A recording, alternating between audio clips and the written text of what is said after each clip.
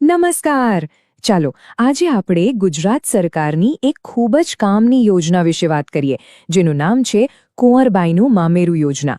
આપણે એને એકદમ સરળ ભાષામાં સમજીશું. જુઓ, દીકરીના લગ્નનો પ્રસંગ હોય એટલે ખુશી તો હોય જ, પણ સાથે સાથે એક મોટી ચિંતા પણ હોય છે, ખર્ચની.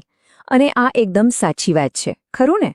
આર્થિક બોજની ચિંતા ઘણા પરિવારોને થતી હોય છે. પણ આ ચિંતાને હળવી કરવા માટે સરકાર એક યોજના લઈને આવી છે. હા, કુંવરબાઈનું મામેરું યોજના.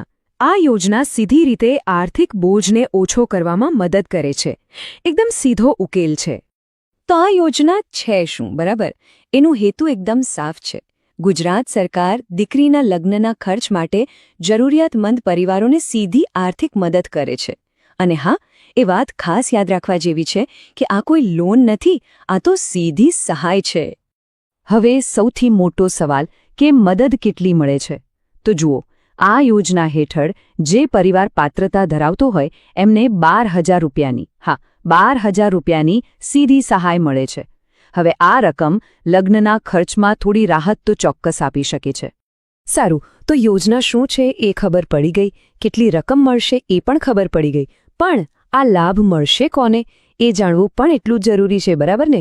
તો ચાલો હવે એ જોઈએ કે આ સહાય માટે કોણ અરજી કરી શકે છે.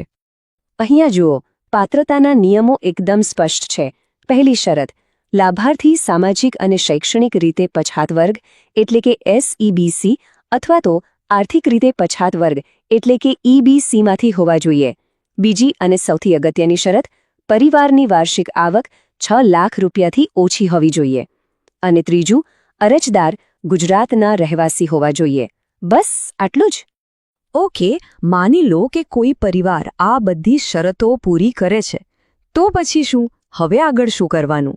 ચાલો હવે અરજી કઈ રીતે કરવી એની આખી પ્રોસેસ સમજી લઈએ. એકદમ સરળ છે. હવે જુઓ, ઓનલાઈન અરજી કરતા પહેલાં થોડી તૈયારી કરી લેવી સારી. અમુક ડોક્યુમેન્ટ્સ હાથ વગા રાખવાના. કયા કયા? તો કે આવકનો દાખલો, દીકરીનો પાસપોર્ટ સાઇઝનો ફોટો, બેંકની પાસબુક અથવા કેન્સલ કરેલો ચેક.